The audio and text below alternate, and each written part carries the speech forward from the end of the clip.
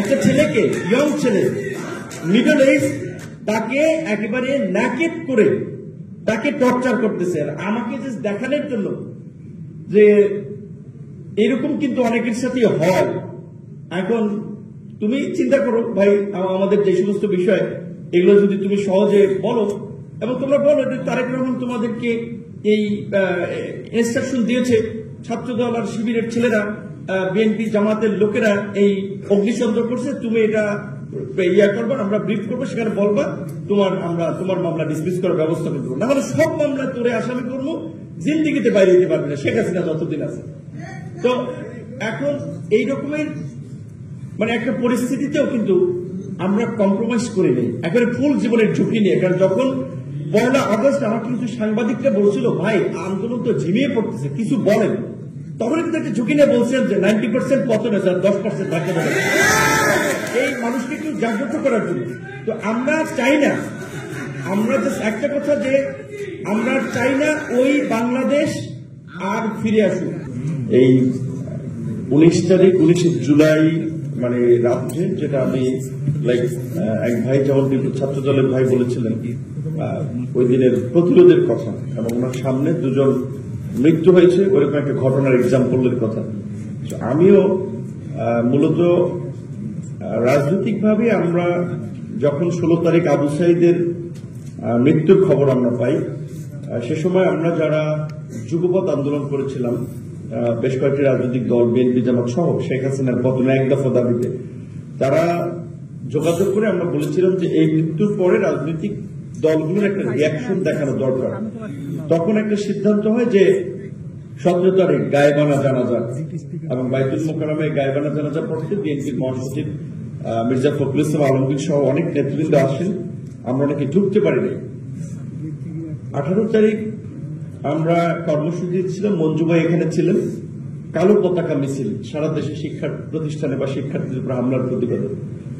19 তারিখে আমরা আবার আলাপ করে, শুক্রবার ছিল, সবাই জয়েন করতে পারবে কর্মসূচিতে, সেদিন একটা কর্মসূচি, বিক্ষোভ কর্মসূচি দেওয়ার কথা হয়, রাজনৈতিকভাবে আলোচনা হয়, তখন গণমিছিলের কর্মসূচি দেওয়া হয়। এবং ওই কর্মসূচিতে অংশগ্রহণের জন্যই মূলত আমি শুক্রবার দিন ছিল বাসা থেকে একেবারে উজু টুজু করে নামাজের প্রস্তুতি নিয়ে বের হয়েছে, নামাজ পড়বো বাইতুল মোকাররম। কিন্তু আমি বাড্ডা থেকে আমার বাসা মহানগর প্রজেক্ট, ওইখান থেকে আসলে বের হওয়ার পথেই দেখতেছি যে ধাওয়া পাল্টা ধাওয়া এবং বিল্ডিং এর উপর থেকে বিচ্ছিন্নভাবে গুলি এসে পড়তেছে।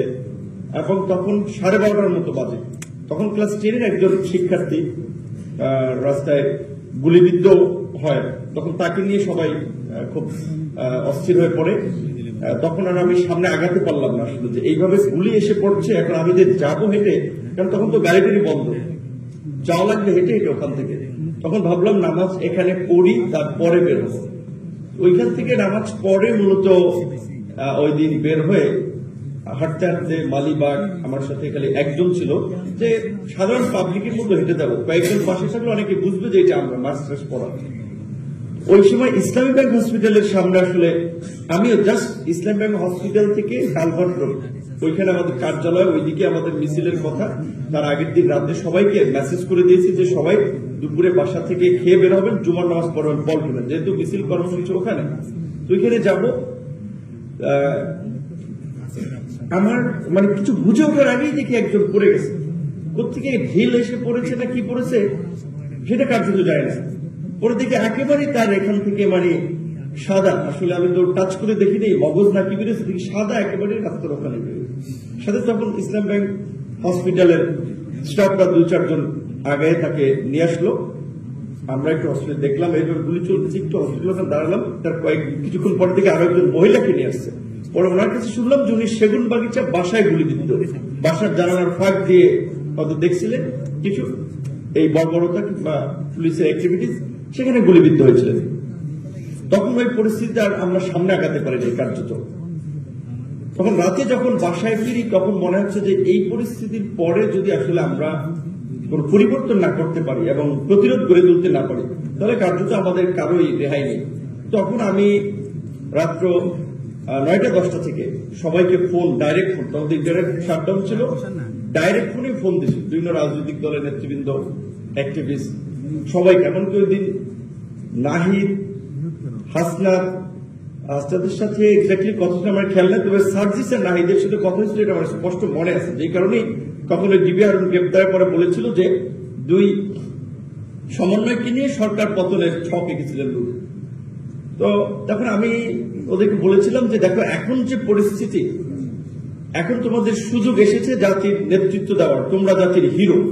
আর যদি পিছু হটো তাহলে আসলে আমাদের কারো নিস্তার নাই। যে ঘটনা ঘটছে এর কারণে তো প্রত্যেককে এমনি জেলে যেতেই হবে। সুতরাং একদম কিন্তু বিকল্প নাই। তো এবং আমার যার সাথেই কথা বলার মোটামুটি আমি বলেছি, এবং আমি ধরে নিয়েছিলাম যে হয়তো আজকে অ্যারেস্ট হতে পারে। কথা বলে শেষ করছি আপনার তখন 2:15 বাজবে। ঘুমাই নাই, বিছানায় যেটা বলে আর কি সমুদ্র গা এলিয়ে দেওয়া ওরকম জাস্ট ছিলাম। তারপর দরজায় ধাক্কাধাক্কি শুনতে পেলাম। কিছু বুঝে ওঠার আগে, আসলে প্রস্তুতি নেওয়ার আগেই তারা একেবারে দরজা ভেঙে ভিতরে ঢুকে গেল। আর আমি তখন একটা ট্রাউজার পরা ছিলাম, এবং আমার বাসায় একটা, যেটা হয় আমরা একটু রাতে পুরানো কাপড় পরে ঘুমাই, একটা প্লো শার্ট ছিল, এবং আমার একটা ছোট বাচ্চা আছে। কারণ যদি প্রস্রাব করে দেওয়ার ফলে আমার ফিল ছিল বাম পাশে এক সাইড একটু ভিজায়। তো আমাকে জাস্ট কি বলবেন যে আপনার শিকার যেভাবে ধরে, চিল যেভাবে সবল মেরে, ঠিক ওইভাবে এমনভাবে ঘটছে এখানে একটা মানে টি শার্টের বলা চলে পুরো শার্টের একটা বাটন ছিঁড়ে গেছে। তখন আমি বললাম ভাই এটা একটু পড়ছে বসে, আমি একটু চেঞ্জ করে নিই। পরে আসলে এই কথা বলার পরে ওইখানেই কার্যত আমাকে, ওইখানে আমাদের বাসায় একটা অড্রপ আছে, ওটা সাথে এমন ভাবে ধাক্কা মেরেছে, তো মানে হচ্ছে মানে গেট দিয়ে বের করার জন্য। বুঝছি যে ওদের সাথে আর কোনো কথা বলে শোনা হবে না। তখন আমরা হয়তো আমার হাত ধরে রাখছে, শরীর ধরে টানাটানি করতেছে। তখন আমি তাদের সান্ত্বনা দেওয়ার চেষ্টা করলাম যে আসলে কিছু হবে না, ওরা নিবেই, তো বি ইজি। এখান থেকে টানাহাসা করে বাসার নিচ পর্যন্ত আমি জুতা, পরে বলছি আমি জুতাটা পরে নিই। খুব রাগ ভাষা, অনেক যেটা বলছে, খুব বলার মতো না, খুব জুতাও পরার সুযোগ দেন, এক প্রকারের ট্রেনে আসলে জাস্ট নিচে নামালো। প্রিজন ভ্যান না, আমি ততক্ষণ পর্যন্ত চোখ খোলা ছিল, আমি দেখেছিলাম র্যাব ছিল, তাদের সাথে ডিবি ছিল। আর সাধারণত নিয়ম যেখানে তারা অ্যারেস্ট করতেছে পুলিশও থাকে দু একজন। গাড়ির মধ্যে উঠেই কিন্তু আমাকে জাস্ট একবারে কালো টুপি পরাইছে। তখন আসলে আমার তো এই ধরনের এক্সপিরিয়েন্স হয় নাই। তখন আমি ভেবেই নিয়েছিলাম যে এমনি এই ধরনের পরিস্থিতি, বিভিন্ন জায়গায় বিল্ডিং এর ছাদ থেকে গুলি লেগে মানুষ মরছে, সো বোধহয় আজকে হয়তো শেষ দিন। হয়তো দেখা যায় ওরা গুলি করে মেরে বলবে যে মারা গেছে কোনোভাবে। কারণ ওই সময় তো টেলিভিশন, পত্র পত্রিকায় তারা যেভাবে বয়ান বা ন্যারেটিভ দিবে ওইভাবে তারা লিখবে। আমি তখন আপনার আসলে কার্যত যেটা মুসলমান হিসেবে আমরা দোয়া দরুদ পড়তেছিলাম, আল্লাহর কাছে ক্ষমা চাইতেছিলাম যে বোধহয় এটাই লাস্ট দিন। কতক্ষণ পরে গাড়ি স্টার্ট করলো, খুব হাই মিউজিক, আমি জানি না, অর্থাৎ পরে আমি বুঝতে পারছিলাম যে আমাকে কোথায় নিয়ে যাওয়া হচ্ছে। মানুষের সেন্সে অনেক ক্ষেত্রে ধরেন একটা পরিচিত জায়গা দিয়ে আমাকে যদি হাতিরঝিল কিংবা গুলশান কিংবা ধানমন্ডির দিকে নিয়ে যাওয়া, অনেক এলাকা আমরা ওই এলাকার গাড়ির হর্ন, সাউন্ড, বিভিন্ন প্রেক্ষাপট, নীরবতা, এগুলো দেখে আমরা ট্রেস করতে পারবো যে হয়তো আমি এই এলাকায় আছি। এই কারণে তো খুব হাই মিউজিক দিচ্ছে, এটা না হলে তো মিউজিক দেওয়ার কথা না। তারপরে রাতে যেখানে নিয়ে গেল, ওই চোখ বাঁধাই অবস্থায়, এবং আপনার ওই যে আয়নাঘরের যে চিত্রটা দেখালো, ঠিক আসলে এরকম সাইজেরই ঘর, পাশে এক কোনায় বাথরুমের ব্যবস্থা আছে। আমার তো ওইখানে হ্যান্ডকাপ পড়েছে, যে হ্যান্ডকাপ সহ চোখ বাঁধা ওই অবস্থায় আসলে আমি রাত্রে আপনার নিচে। তারপরে কখন যে দিন হয়েছে আর কখন যে রাত হয়েছে সেটা কিছু জানি না, কিন্তু নেওয়ার পরেই আমাকে ওই জিজ্ঞাসাবাদের জন্য চেয়ারে, এটা তো থানায় না, কিন্তু এটা ওই যে নিয়েছে, কোথায় নিয়েছে আমি জানি না, ওইখানে খুব উচ্চ শব্দে আসলে অলওয়েজ আমার মনে হতো লাইক মেশিন চলতো, যেন বাইরের কোনো কিছু সম্পর্কে টের না পাওয়া যায়। তো ওইখানেই তারা পরে হ্যান্ডকাপ খুলে দিল, বলল যে ভাত দিয়েছিল একটু, সাথে একটু ভর্তা, একটা ডিম ভাজি, যে একটু খাও। একটা লোক ছিল, আসলে ওই লোকটা ভালো, উনি বোধহয় ঢাকা ইউনিভার্সিটি, আমার মনে হচ্ছিল ওনার কথাবার্তাতে, উনি বলতেছিল যে নুর খা ভাই, কিছু করার নাই, এই কপালে লেখা আছে, খাইতে হবে, না খাইলে বলুন। তো এইটা একটা মানে কি বলবেন, আপনার সম্পর্কের জোর থেকে এরকম কথা বলা। তো যখন আমি মনে করছি এই লোকটা একটু ভালো, উনি খাবার টাবার দিয়ে যায়, আমি তখন 2 দিনের মতো ছিলাম, একটু বোঝার চেষ্টা করছিলাম, ভাই আপনারা কি জোর করে নিয়ে আসছে এবং এই কাজে ব্যবহার করতেছে নাকি আপনি উইলিংলি করতেছেন? সে কিছু বলে নাই, বলছে যে কপালের লিখন একসময় জানবে। এ বলছে মহসিন হলের ক্যান্টিনে আলমগীরের চেয়ে কিছু খাবার সেম আছে, ও খারাপ না একেবারে। তো মহসিন হলের ক্যান্টিনে আলমগীরের কথা বলতেছে, তার মানে উনি এর সাথে পরিচিত। তো একবার আমার ওই আপনার একবার জিজ্ঞাসাবাদের জন্য যারা আসছিল তাদের আসার আগে চোখ বেঁধে নেয়, দেখতে দেয় না। তো আমি আমার একবার খট করে একটু সরে ওনাকে দেখতে চেয়েছিলাম। তো আসলে এখন তখন ওনার সাথে আরো একজন ছিল, উনি আবার ঠাস করে মানে আমার ঠিক এইখানে একটা মারলো একেবারে, যে কেন আমি ওইটুকু ধরতে গেলাম। এই তো ওরা জিজ্ঞাসাবাদ করলো, আমি বুঝতে পারছি ওনার ভয়েসে, বিকজ আর্মির লোক, ওনার ভয়েসে বুঝতে পারছিলাম মেবি আর্মির হতে পারে, ডিজিএফআই। এবং উনি পরিষ্কার ভাবে বললো যে তুমি খুব সাহসী মানুষ, আমরা জানি, সো স্ট্রেট ফরওয়ার্ড বলো যে আপনার বিটিভিতে এই আগুন যে সেই পরিকল্পনা কারা করেছে, মেট্রোতে আগুন এটা কারা করেছে, এবং যুবদলের রবিউল ইসলাম নয়ন, ওর সাথে তোমার কতদিন ধরে পরিচয়? প্রকৃত অর্থে যুবদলের নয়ন, তাকে আমি আগে চিনতাম না, এই পরিস্থিতির পরে চিনি। কিন্তু তার জন্য আমাকে বলছেন এরা একটা নেক্সট আছে, জানি তুমি রবিউল ইসলাম নয়ন, শিবিরের ছেলেরা এই নাশকতা সব তোমরা করছো। তো তাদের যেটা নিয়ম, আসলে কিভাবে কি করছে অনেক কিছু বলা যায় না, সিম্পল খেলে এইটুকু, আমি তো কখনো আমার হাত এভাবে বেঁধে পেছনে চুলালো, পায়ের একেবারে এইটা তো পিটায়, এইটা, তারপরে আপনার এইখানে যে মাসেল এইখানে পিটায়, তারপরে সত্যি হচ্ছে আপনার বছর নিতম্বে এখানে পিটায়, ওদের একটা টেকনিক আছে তো কোন জায়গায় কি করবে, তারপরে এইখানে।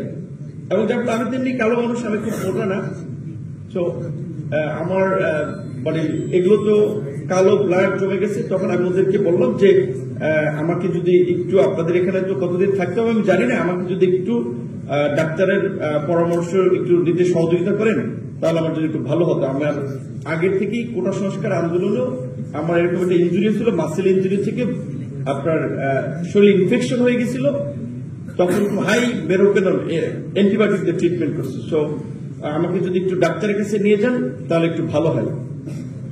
তো পরে ওরা রাতে আসলে কে আসে আমি জানি না, আমার চোখ বাধা অবস্থা একটা ইঞ্জেকশন দিয়েছে, কি ইঞ্জেকশন তো সেটাও আমি জানি না। তারপরে এই পর্যায়ক্রমে ওদের যে টিম ছিল, এক এক টিমের জিজ্ঞাসাবাদ, এটা ছিল থানায় হ্যান্ড ওভার করার আগে। থানায় যখন হ্যান্ড ওভার করি তখন আসলে আমাকে সেখানে থানায় নিবে না, এরকম একটা ওদের মধ্যে আলাপ আলোচনা, বলছি যে ওরে যে নিয়ে আইসে তো হাঁটতে পারতেছে না, ওরে নিয়ে আমরা কি বিপদে পড়বো, আমরা আগে ডাক্তার আনবো এই রাজারবাগ থেকে, চেক করে দেবো, কারণ এইভাবে যে মাইরা টাইরা দেওয়া যায় তারপরে কিছু হলে আমরা ফাঁসবো, এটা বলতেছিল রমনা থানার লোকেরা। তো তাই পরে ওরা একজন ডাক্তার আনছে আমাকে থানায় নেওয়ার আগে, যে কতটুকু ঠিকঠাক আছি, ওরা কিছু ওষুধ দিল। রমনা থানায় আমি তো এসে তখন দেখলাম যে কিছু ছাত্রদেরকে চিনতে পারলাম অনেকে, আর রিজভি ভাই, জহিরুদ্দিন স্বপন ভাই, নজরুল ইসলাম খান, তারপরে খসরু ভাই, অনেককে দেখতে পেলাম। তখন দেখেছিল কিছুটা একটু জাহান্নাম হইলো, লাইক মাইন্ডেড কিছু লোক আছে, তো সাহস পাইছে কিছুটা। যাই হোক, এই পর্যন্ত যেহেতু আসছি, এখন একটা সন্তুষ্টির জায়গা আসছে, বাইরে ফেলাইতে পারবো না। একদিন গ্যাপ দিয়েই আসলে আর পরের দিন, কারণ ওই দিন বোধহয় কোনো কারণে রাস্তায় খুব আন্দোলনের কারণে ওদের ব্যস্ততা ছিল। পরের দিন যখন জিজ্ঞাসাবাদ করতে আমার নিয়ে যায়, বলছে তুমি আসছো এটা আমরা খবর পাইছি, কিন্তু ব্যস্ত ছিলাম, আজকে থেকে তোমার মিশন শুরু। এবং আমার প্রতি মনে হচ্ছে তাদের আসলে একটা ব্যক্তিগত ক্ষোভ ছিল, খুব আক্রোশ ছিল, যে একজন বলতে, স্যার শালা তো বঙ্গবন্ধুর নামটা সম্মানের সাথে বলে না, শেখ হাসিনার নামের আগে মাননীয় বলে না, মানে খুব স্ট্রং ভাষায়, যে কত বড় ও মানে এরকম ভাবে কথাবার্তা বলা, যত মির্জা ফখরুলের চেয়ে বড় নেতা হয়ে গেছে। তো ওরে স্যার সহজে কিন্তু ছাড়া যাবে না। এক একজনের ট্রিটমেন্ট এক এক ধরনের। তো একবার হয়েছে মানে আপনার চেয়ারে বসার জন্য নিয়ে গেছে, তো জিজ্ঞাসাবাদ শেষে বলছে বসো, বসার সময় মানে ওই চেয়ার ইলেকট্রিক ইয়া ছিল। তারপরে আমি বলছি যে ওকে শেষ, তাহলে এরপরে হয়তো বোধহয় চলে যেতে দিবে। এবং পারওয়ার সাহেব তো আমরা রুমেছিলাম, উনি কিছুটা দেখেছে আমার সাথে কি হয়েছে। এবং সবচেয়ে লাইক আমি যেটা ফার্স্টে যখন 5 দিন পর আমাকে আপনার আদালতে তোলা হয়, আমি কিন্তু বলেছিলাম যে আমি ডিবি কার্যালয় I was treated like a football. কতক্ষণ পর পর এক এক টিম ডাকে, এবং একবার তো ঝুলাইছে, মানে ঝুলিয়ে তারপরে ওখান থেকে ছেড়ে দিচ্ছে। আমি তো সোশ্যাল মিলেছেন যে শুনছি যে তারেক রহমানকে নাকি অন-11 এরকম ভাবে তার মেরুদণ্ডে করছে। আমি খুব মানে একদিকে মেন্টাল তো একটা টর্চার আছে, শারীরিক ভাবেও কিন্তু ক্রমাগত। তো এক টিম মানে তার একটা প্রতিযোগিতা, বিশেষ দীর্ঘদিনের যেটা মানে ঝাল মিটার আমার প্রতি আর কি। পরে একবার আমি একজনকে বললাম যে ভাই আমাকে তো আজকে 2 টিম আপনাদের ডেকে আনছে, আমাকে একটু কালকে ডাকেন, আমি দাঁড়াতেই তো পারছি না। বলছি তুমি যে দাঁড়াই এই পর্যন্ত আছো এইটাই তো তুমি বোনাস, তুমি এখন এইভাবে দাঁড়াই আছো কেন? সর্বশেষ অনেকগুলো তো ঘটনা আছে। একদিন একটা স্মৃতি হচ্ছে যে আপনার আমাদের ডিবি কার্যালয়ের অ্যাডমিন ছিল ডিবির এডিসি, তার নাম ছিল শাহিন শাহ। ওই পুরো ডিবি কার্যালয়ে সে আসলে খুব 2 রুমের লোকজন খুব তটস্থ ছিল, লাইক খুব ফেরোসাস তার আচরণ ছিল। একবার আমাদের সাথে নিপুণ রায় পাশের রুমে ছিল, উনি মহিলা মানুষ, ওনার ইউটেরাস অপারেশন করেছে, তো উনি আপনার থাকতে পারছিল না দাঁড়াইয়া। তো উনি বলতেছিল অনেকক্ষণ আমাকে একটা চেয়ার দেওয়া যায় কিনা বসার। এখন উনি আসলে অসহায়ের মতো রিজভি ভাইয়ের কাছে বলতেছে চাচা আমাকে একটা চেয়ার দেওয়ার জন্য বলেন না ওদেরকে। নজরুল ইসলাম খানকে বলতেছিল, আমরা শুনতে তারা সব মানুষকে অসহায়। রিজভি ভাই নিজে হাটে একটু ঘুরিয়ে, তো উনাকেও ওইভাবে আগে যে একটু রাজনীতিতে একটু সম্মান করা হতো, এইবার অন্যতম কারণ সেই সম্মানটা করা হয়। রিজভি ভাই ওইভাবে তো সে নিজেই কষ্ট করে দাঁড়িয়েছে। তো যাই হোক পরবর্তীতে তাকে কোনোভাবে একটা চেয়ার বোধহয় অনেকক্ষণ পরে দিয়েছিল। আমি শুক্রবার দিন জুম্মার নামাজের আগে আমাকে একবার ডাকলো, ওই দিন আমাকে আপনার এসে কোর্টে তুলবে। যেদিন কোর্টে তুলে, যেটা যারা ডিবির কার্যালয় বা কারাগারে ছিল তারা তো জানে, লাইক আমাদের মনে হচ্ছে একটু হাফ ছেড়ে পারছি, কারণ কোর্ট থেকে অ্যাটলিস্ট আপনার কারাগারে পাঠাইলে তো কারাগারে এই রকমের এটা নাই, টর্চারটা নাই অন্তত, সেটা তো থাকা খাওয়ার সমস্যা। ওইখানে গেলাম শুক্রবার দিন নামাজের, আমি দেখতেছিলাম এডিসি সাহেব সাহেব তার সাথে একজন প্রস্তুতি নিয়ে নামাজ পড়ার জন্য আসছে, পাঞ্জাবি টাঞ্জাবি পড়া। আমার কাছে মনে হচ্ছে যতটুকু ব্লু কিংবা নেভি ব্লু এরকম একটা পাঞ্জাবি পড়া, আমার মতোই চিকন চাকন, বেশ হেলদি না এক অফিসার। সো আমি দাঁড়াইছিলাম, শাহিন শাহ অ্যাডমিন, উনি কথাবার্তা বলতেছিল। পরে সে বলতেছিল কি মানে বাঞ্চতে এখন এইভাবে দাঁড়াইছে কিভাবে, এইভাবে বলতেছে ওরা তাহলে কি করলে ওরা নাকি আজকে কোর্টে তুলবা। এই টেবিল ওদের প্রত্যেকের হাতে আপনার ওই যে মোটা যে লাঠি থাকে, পাশে লাঠি ছিল, লাইক মনে করেন এটা কি বলবেন যে তার একটা ইয়ে ছিল। সে তখন আমার তো হ্যান্ডকাপ হাতে, ওদের হ্যান্ডকাপ পিটানি শুরু করলো হ্যান্ডকাপ। এটা যেদিন কোর্টে তুলবে সেই দিন। পরে আমি তো কোর্টে তোলার পরে আমি তো ইয়াকে বলছি যে বিচারক ছিল, আমাকে বলছি যে আপনি আমার টি শার্টটা আমি খুলে দেখাচ্ছি, আপনি দেখেন আমার গায়ে তো কালো দাগ পড়ে রয়েছে, আমাকে ট্রিটমেন্ট না করলে তো পচন ধরবে, আমাকে অ্যাটলিস্ট ট্রিটমেন্ট দেন, তারপরে রিমান্ড দেন। আমাকে তো সেকেন্ড হাফে আবার আপনার রিমান্ড দিল। এই আপনার কারাগারে যাওয়ার পর ওইখানে শুনেছি যে উনি কারাগারের যে আপনার জেল সুপার, ও ঢাকা ইউনিভার্সিটির ছাত্র, কাজে একটু সিম্পাথি তো পাবো। আমি ডাকসুর বিপি ছিলাম, 28 বছর পরে অন্তত একটা ভালো রুমে থাকতে দেবে এইটুকু তো ব্যবস্থা করবে। আক্তারের কথা বলেছে, আমাদেরকে ফাঁসির সেল, ফাঁসির আসামিদের যে সেল, ওইটা আপনার পরিত্যক্ত ছিল এক প্রকারের, সেইখানে আমাদেরকে আসলে রেখেছিল। রুমগুলো আগে ব্যবহার হয় নাই তো, ময়লা, তারপরে গন্ধ ওর মধ্যেই রেখেছিল। আবার প্রথম দিন ছিলাম নিচে, এখন নিচে এত গন্ধ, আমি তো আসলে দম বন্ধ হয়ে মারা যাচ্ছিলাম ওরা। এবং রাতে হঠাৎ করে শ্বাসকষ্ট দেখা গেল, পরে হসপিটালে নিয়েছে ওরা। সকালবেলা আমি ওনাকে খবর পাঠাইলাম যে ওনাকে যদি একটু দেখা করে বলেন, ওনাকে আমি একটু ঢাকা বিশ্ববিদ্যালয়ের ছাত্র ছিলাম, ওনার সাথে একটু কথা বলতো, ভিতরের দায়িত্ব। তো ওই কয়েকদিন আসে নাই, পরে খবর পাঠাইলাম যে একটু আমার রুমটা যদি 2 তলায় দিতে পারে সেটা দিয়ে। এবং আরেকটা আমার সাথে জেলখানা একটা মানসিক টর্চার ছিল, জেলের আসামি আপনার যারা কারা বন্দী থাকে তাদেরকে একটা সময়ের জন্য হাঁটতে সময় দেয় একটু, সকালে এবং বিকেলে। সবাইকে যখন ছেড়ে দিত আমাকে তখন আটকে রাখতো।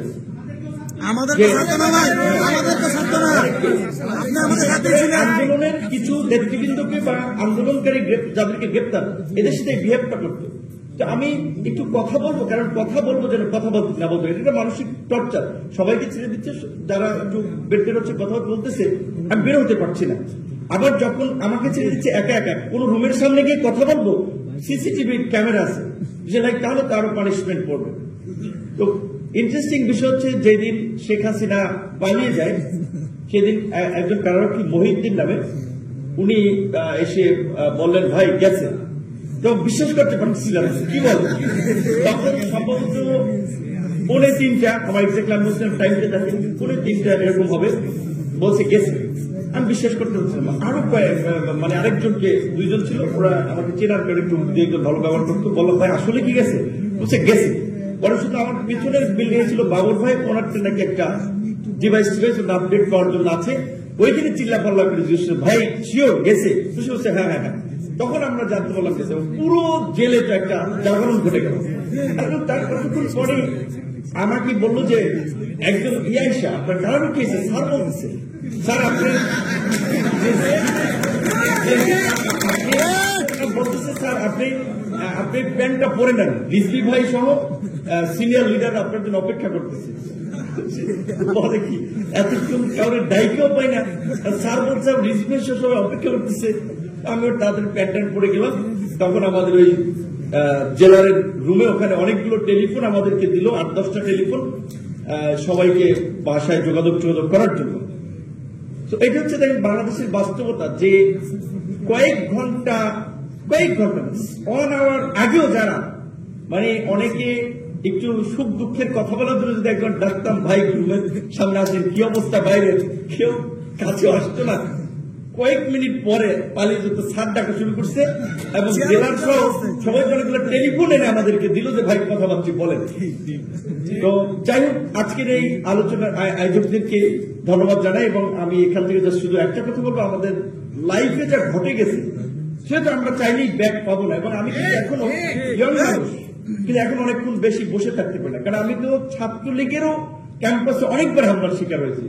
তারপর লাস্টে যে ধরনের টর্চারের মধ্যে দিয়ে গেছি, শুধু একটা কথা বলি, জাস্ট এইটুকু বলা উচিত না, তারপর বলে আপনাদের এই বর্বরতাটা দেখানো দিল যে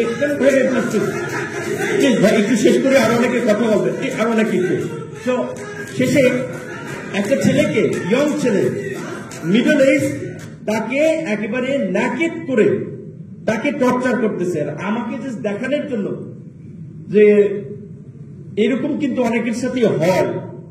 এখন তুমি চিন্তা করো ভাই, আমাদের যে সমস্ত বিষয় এগুলো যদি তুমি সহজে বলো এবং তোমরা বলো যে তারেক রহমান তোমাদেরকে এই ইনস্ট্রাকশন দিয়েছে, ছাত্রদল আর শিবিরের ছেলেরা, বিএনপি জামাতের লোকেরা এই অগ্নিসন্ত্র করছে, তুমি এটা ইয়া করবা, আমরা ব্রিফ করবো, সেখানে বলবা তোমার মামলা ডিসমিস করার ব্যবস্থা করবো, না হলে সব মামলা তোরে আসামি করবো, জিন্দিগিতে বাইরে যেতে পারবি না, শেখ হাসিনা যতদিন আছে। তো এখন এই রকমের মানে একটা পরিস্থিতিতেও কিন্তু আমরা কম্প্রোমাইজ করে নেই, একেবারে ফুল জীবনের ঝুঁকি নিয়ে। কারণ যখন 1 আগস্ট আমাকে কিছু সাংবাদিকরা বলছিল ভাই আন্দোলন তো ঝিমিয়ে পড়তেছে, কিছু বলেন, তখন কিন্তু একটা ঝুঁকি নিয়ে বলছেন যে 90% পতন হয়েছে, 10% ধাক্কা দেবে, এই মানুষকে একটু জাগ্রত করার জন্য। তো আমরা চাই না, আমরা জাস্ট একটা কথা যে আমরা চাই না ওই বাংলাদেশ আর ফিরে আসুক। আমাদের একজন মাদ্রাসা শিক্ষার্থী ভাই বলেছে না, থানায় তাকে যুবদলের যুবলীগের ছেলেরা গিয়ে মেরেছে। তো আমরা চাই না আবার এখন আমাদের সরকার, আমরা কাউকে গিয়ে থানায় মারবো, কিংবা পরবর্তীতে পলিটিক্যাল সরকার হবে, পুলিশ আবার কারো পলিটিক্যাল ওয়েপন হবে, যেটা এরশাদের সময় দেখেন পুলিশকে এরশাদের পেটোয়া বাহিনী বলতো, খালেদা জিয়ার সময় খালেদা জিয়ার পেটোয়া বাহিনী বলতো, আওয়ামী লীগের সময় আওয়ামী লীগের পেটোয়া বাহিনী বলতো। এখন এই পুলিশ কিংবা প্রশাসনের যে ক্যারেক্টার, কর্মপদ্ধতি, এইখানে কিন্তু খুব বেশি পরিবর্তন হয়। তো আমার খুব ভয় হয় যে বোধহয় যাই বলেন সামনে বোধহয় আমরা কিছু পরিবর্তন তো লক্ষ্য করবো, কিন্তু এই প্র্যাকটিসটা বোধহয় পুরোপুরি বিলুপ্ত হচ্ছে না। তো অন্তর্বর্তীকালীন সরকারকে ঘিরে আমাদের খুব আশা ছিল এই মৌলিক জায়গাটাতে রাষ্ট্র ব্যবস্থা অন্তত পরিবর্তন আসবে। আমাদের 2 জন সম্মানিত উপদেষ্টা আছে, তাদের প্রতি এটাই আহ্বান। আমরা ভবিষ্যতে কি এমপি মন্ত্রী হই না, অ্যাক্টিভিস্ট হিসেবে থাকি, সেটা ম্যাটার না, আমরা একটা নিরাপদ রাষ্ট্র এবং সমাজ ব্যবস্থা চাই, যেখানে প্রত্যেক নাগরিক তাদের মর্যাদা এবং অধিকার নিয়ে বাস করবে। সেইটুকু অন্তত আপনারা এই সময়ের মধ্যে যতটুকু পারেন আমাদেরকে নিশ্চিত করবেন, এইটি আপনাদের প্রতি প্রত্যাশা। ধন্যবাদ।